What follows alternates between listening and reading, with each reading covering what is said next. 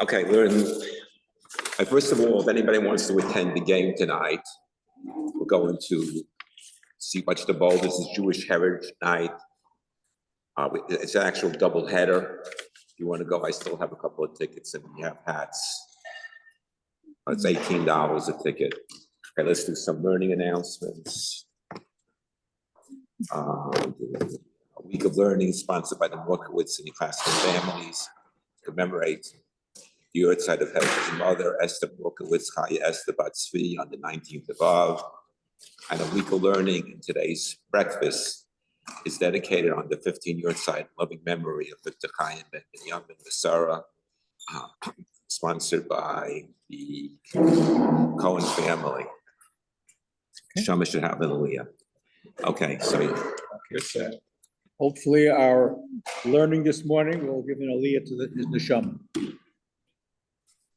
Question that I want to raise is, what does gefilte fish and cholent have in common? What do they have in common? Fascinating question. I'm sure it's bothered all of you many times. And these two particular foods were created to resolve a halachic problem. On Shabbos, there are 39 categories of malacha, things that you may not do. And one of those things is borer, separating. You can't separate things from each other on Shabbos. And I'm not sure exactly when people started eating with knives and forks and spoons, but people used to eat with their hands for a long, long time, well into the Middle Ages. And when you're eating fish, there are bones in the fish. When you're eating chicken, there are bones in chicken sometimes. So gefilte fish literally means stuffed fish. And to avoid the problem of separating bones from the fish, which is a serious malacha on Shabbos, so what they would do is they would take the fish, debone the fish, cook it, and then stuff it back into the skin of the fish and bake it a little bit. And that's stuffed fish, gefilte fish. And you would eat this delicacy, you would spice it up, add whatever you wanted to add to it, and it avoided the problem of picking bones out of the fish on Shabbos. That's where gefilte fish comes from. That's point number one. Point number two, the other thing you can't do on Shabbos is cook. You can't cook on Shabbos. It's one of the avos malachos. And for Jews living in the Northern European climate, it was cold on Shabbos, and you needed something warm to, I guess, ward off the cold. They didn't have central heating. So what they would do is they would take pot, they would make a stew, basically. Meat and potatoes and barley and carrots and all kinds of stuff. And they would put it very often in the only big oven in town was the baker's oven. They would put it in the baker's oven on Friday afternoon.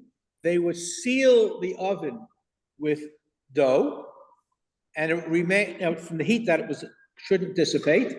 And they would come back after davening on Shabbos afternoon. The dough was now baked around the edges of the door. They would take out their pots, assuming there was an Eruv in town, and they would go home and have something warm to eat. The French word warm is chaud, related to cholent. In Sephardic countries, they call it chamin, same type of thing. And you would have this cholent on Shabbos. It would be a warm dish. It would avoid all the problems of cooking. So you have these two Jewish foods, gefilte fish, stuffed fish, which is now not stuffed fish anymore, but gefilte fish and cholent were created for you to enjoy Shabbos without avoiding any of the problems of halacha. Okay. Today, there is a one other halacha, or practice anyway. The Gemara tells us that Hillel and Shammai all week long would keep their eye out for special foods.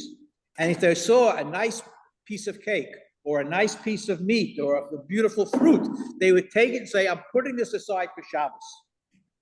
Because Shabbos should have the nicest stuff. So I'm putting it, that's why, for example, you have challah. Challah that we have is made out of refined flour, white flour. All week long, they were eating black bread, coarse flour. Lechem Mishnah is really lechem mishuna, bread that is different from what you ate all week long. So we do many things to honor Shabbos, okay? Now, and we also say, by the way, for those that sing Zmiros, and I encourage, it's a wonderful practice, we should enjoy the wonderful things that we have on Shabbos, barburim, uslav, vidogim, different types of stuffed poultry and fish. May erev mazminim, it was prepared erev Shabbos. May erev mazminim kol minei matamim mibod yom muchanim. All these delicacies were prepared the day before in order to eat it on Shabbos. So that avoids the problem of cooking on Shabbos, and it also allows you to enjoy warm food on Shabbos. Now, and there's a special concept of honoring Shabbos with delicious food, things you don't normally have during the week.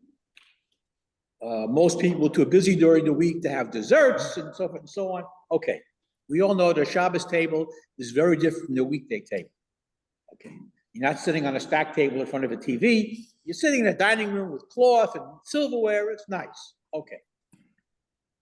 Problem is, people enjoy this stuff so much that there is a movement. It's very, very popular in Israel. And we even have it here in our shul. Thursday night, cholent and barbecue, whatever it's called. What's it called? Beer and barbecue. And oh, good. And they serve cholent there too, right? They don't. Okay, good.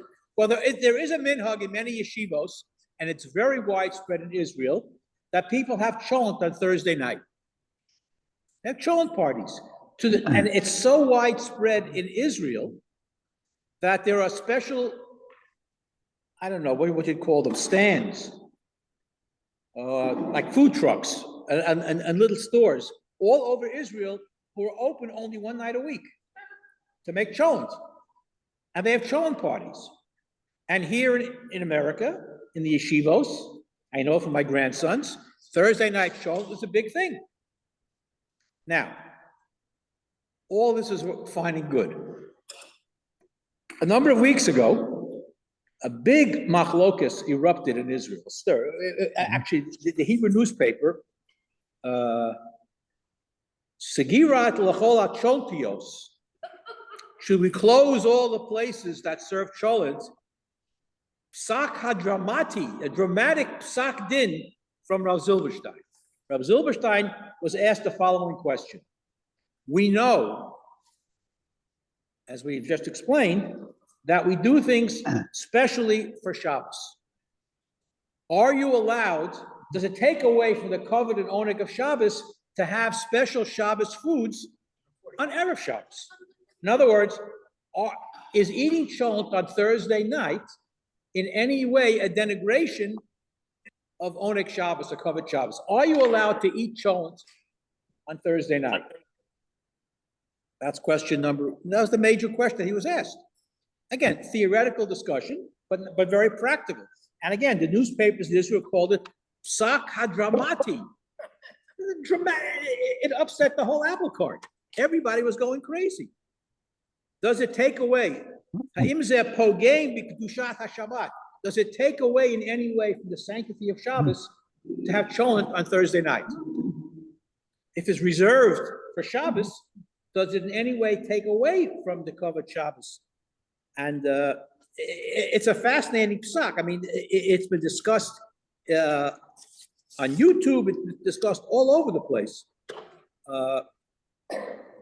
Gormim lepichut bekovet sudat Shabbat beboker. Does it take away from the covered Shabbos in the morning?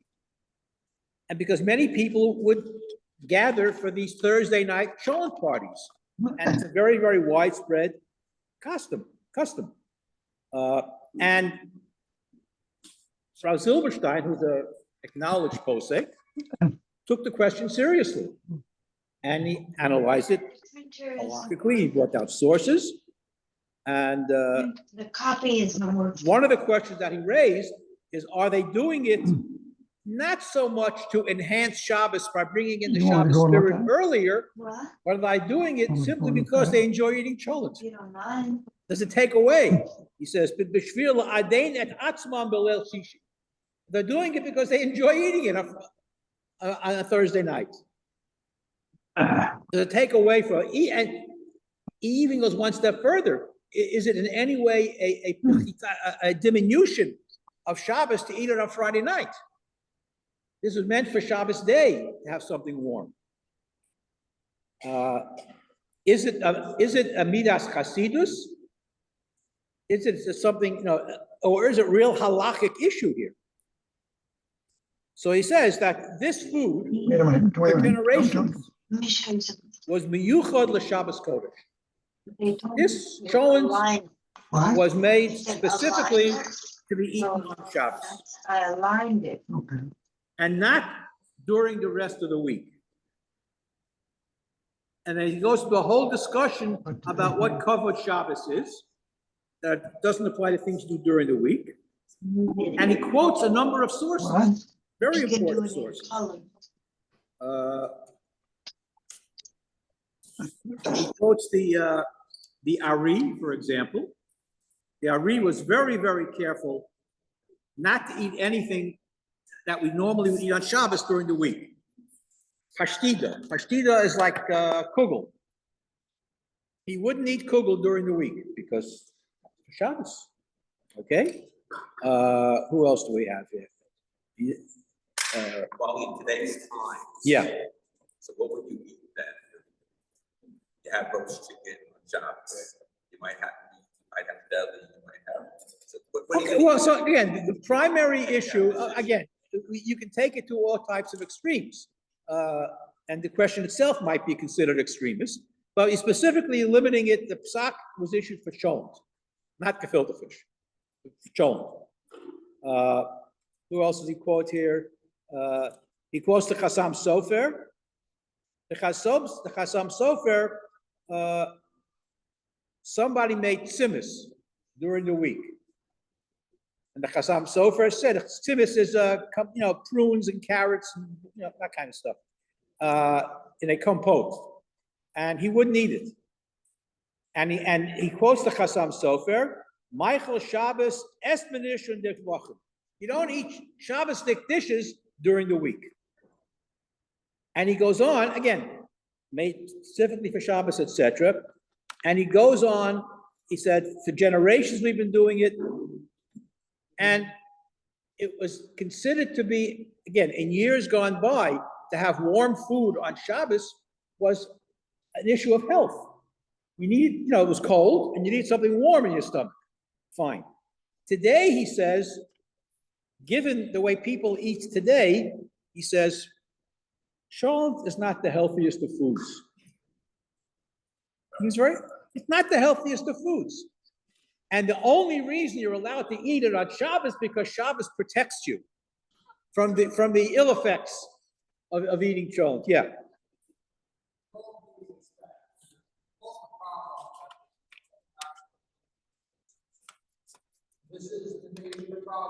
I'm not saying I am not saying it is the major problem or even a major problem. I'm just quoting you something that took over the airwaves and all over the internet over the past couple of weeks. It's a bone marrow of contention, right? So he issued this psak, which basically said you really ought not to eat cholent on Thursday night. And he backs it up with all his halakhic sources. And this caused a whirlwind of opposition, and the whole Haredi community went crazy. So he issued a semi-retraction, which will bring me to the point that I wanted to raise. He says, what I wrote was not a definitive prohibition.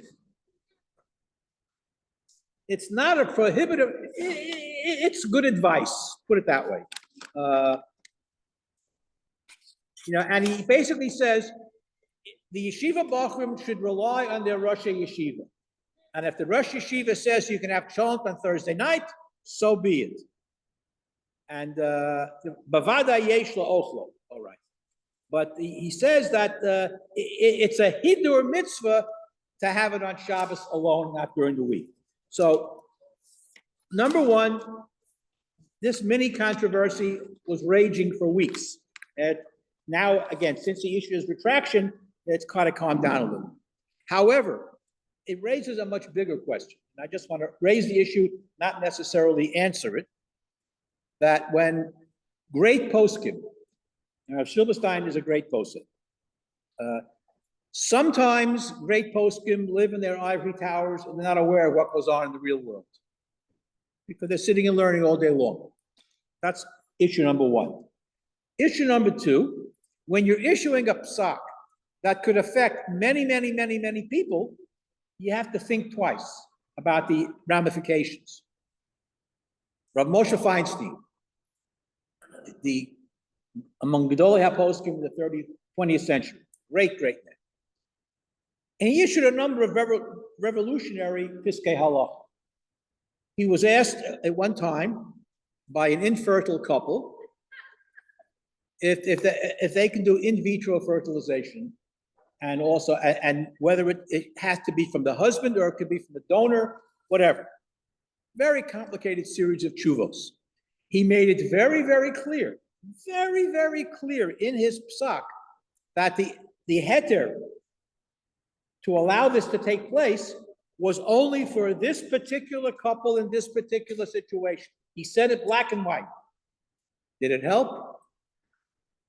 Once it's out in print, people took it as a blanket heter, and IVF was accepted all over the place. But despite the fact that it was accepted in general, even though he didn't intend it that way, they rained on him all types of opprobrium and curse. I mean, people who weren't fit to shine his shoes were calling him all kinds of names for issuing this psak. It was so revolutionary.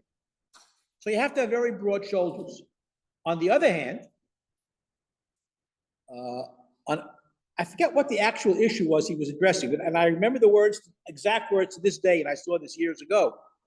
He's answering a certain question, and at the very end of the tshuva, he says, Etzli yesh chidush gadol. I have a phenomenal new insight on using gas on Yontif.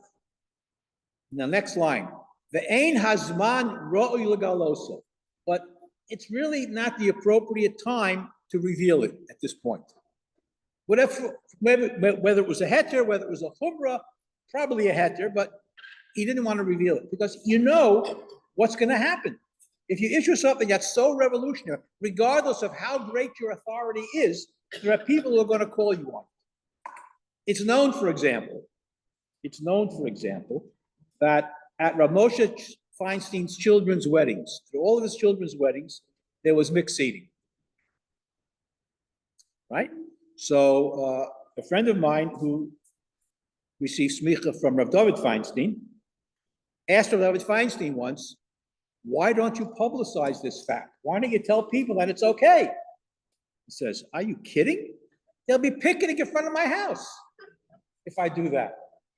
So to be a posek is not an easy situation. You have to be aware of the ramifications of your psak.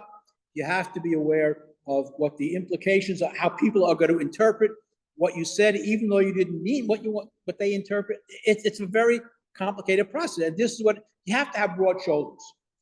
Throughout history, there are many great. The Ramah issued a very controversial psak about a wedding that could take place on Friday nights.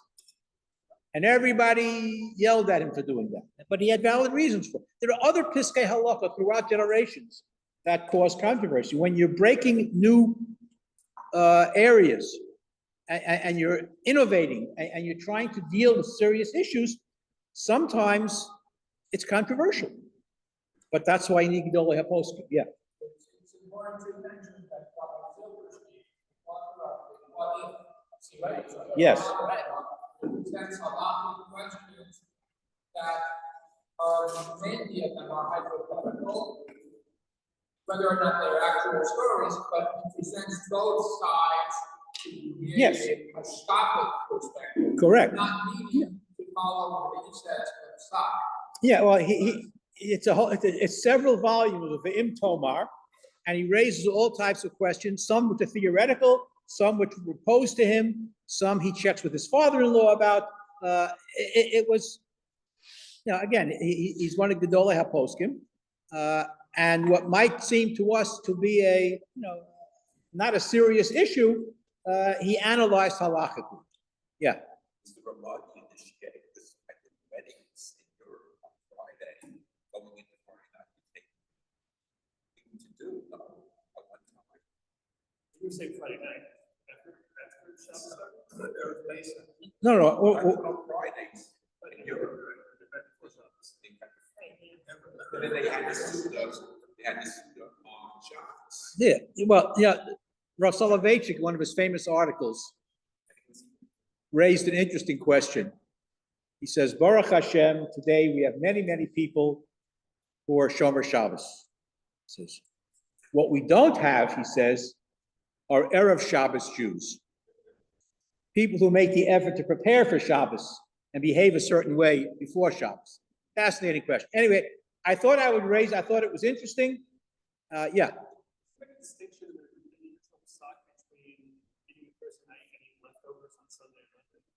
No.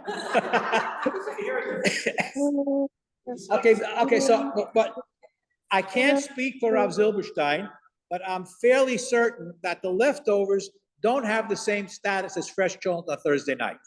It wouldn't have the same status. Yeah. I'm thinking about that. Is the issue Thursday night?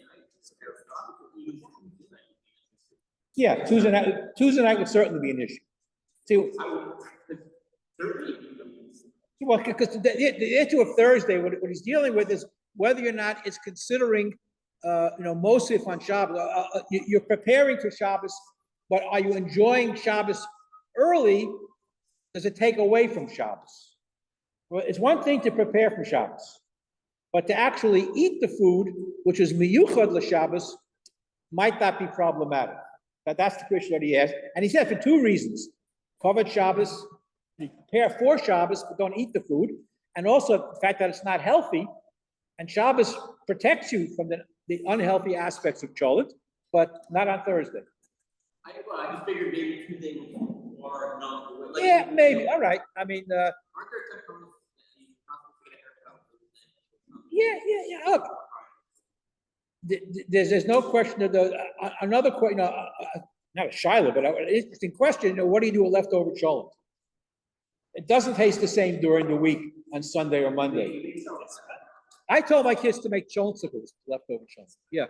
Now, the question there, the sit-up list, that's the following Add it to the list. Anyway, enjoy your cholent this Shabbos. We'll wait until Shabbos morning.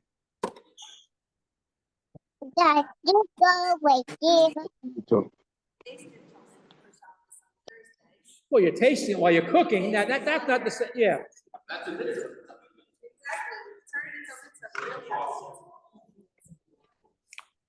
It's not necessarily a serious topic, but it can be analyzed seriously. Yeah.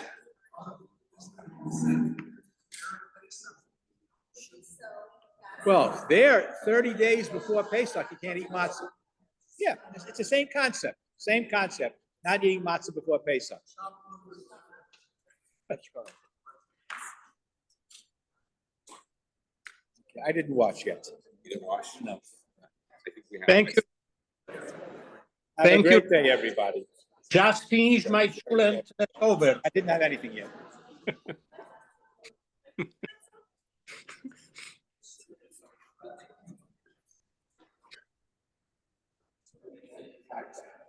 Marvin.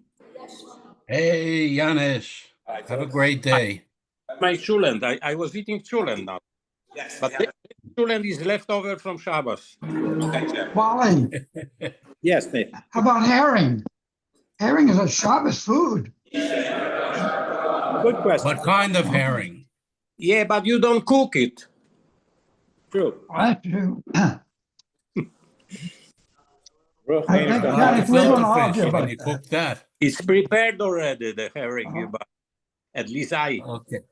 That's the Have way a I feel great about it. day, Rabbi. Thank you. Everybody, great day. Thank you, Rabbi. Have a good day.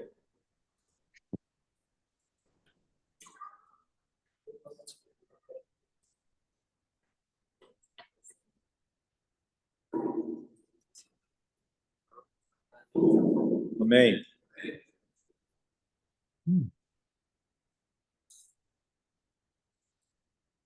Ah,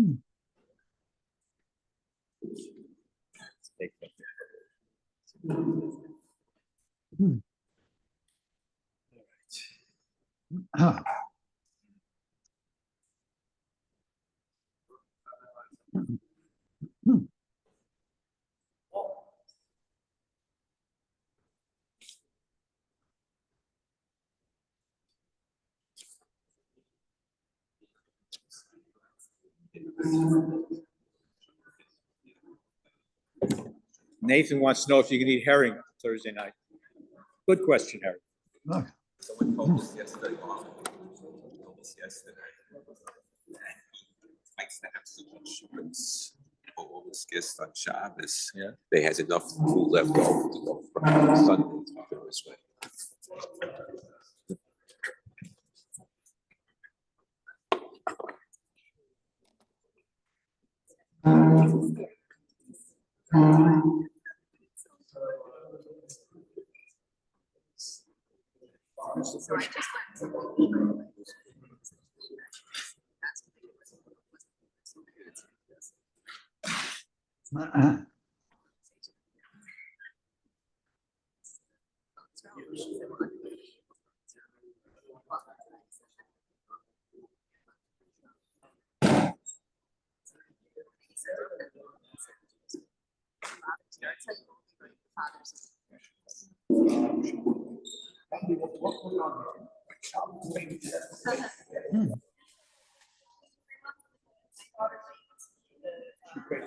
She makes it at the art, yeah. She's been just making it. He was interning with the first one. She was candles, they did it all together. He was doing other things, not making Christmas stuff. And she's baking. She didn't bake. So I think they're fresh. So Memory again.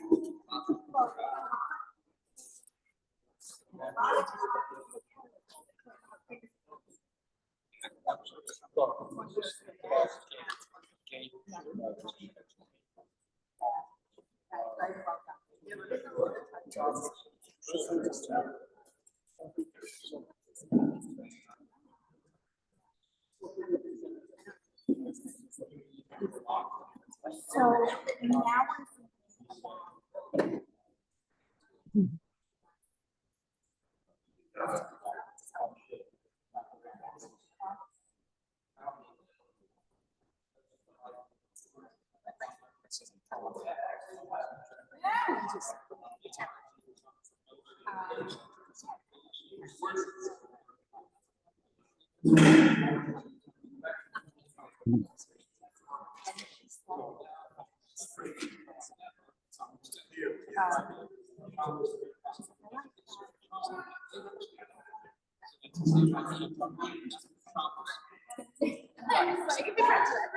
but she's like, I don't need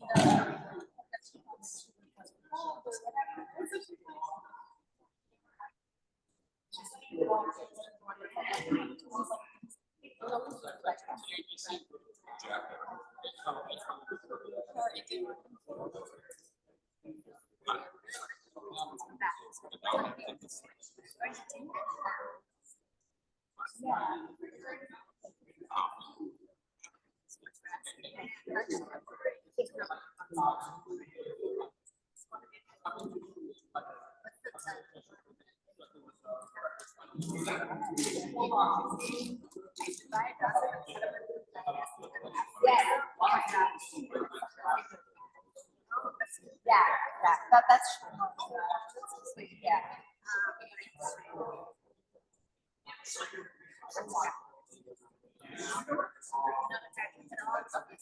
It's funny, Shlomo eats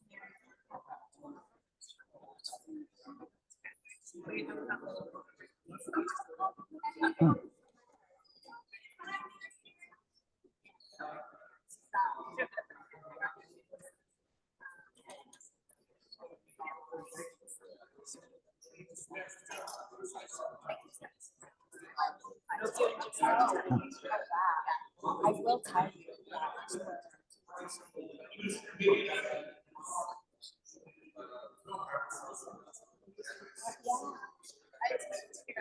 No, no. Right.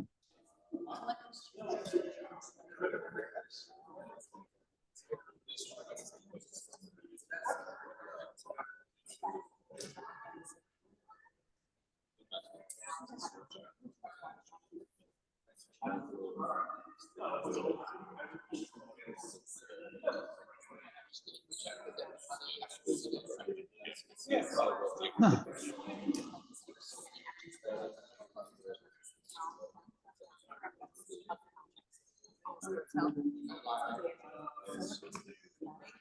So good. Yeah.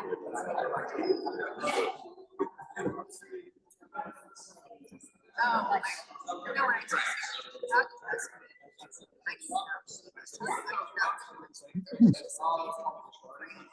Like, food is really silly. Right. Like, separate things.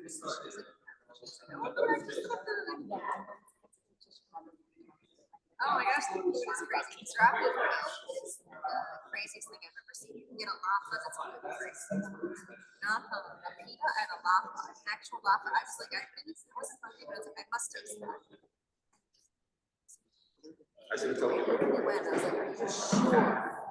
The laffa and pita sandwiches that were gluten. Yeah, just take. Don't do that. Don't just take it. No, but definitely take it.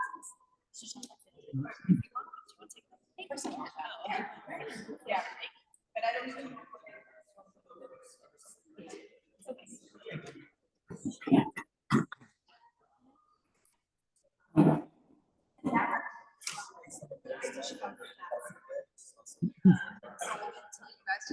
First of all, thank you so much for coming. Andy, I'm very sorry. I think it was my fault. It's okay. I thought it was at 9. Yeah. So I told them 8:30. So it's partly We're good. my fault, and now I owe you one. Yeah. So let me We're know when I fine. can bring you and bake for Sienna can bake for you for Shabbos. We're all good. Thank you both for coming. I want to tell you one crazy story from last night. I felt like I tell you this one conversation the other day. Huh. I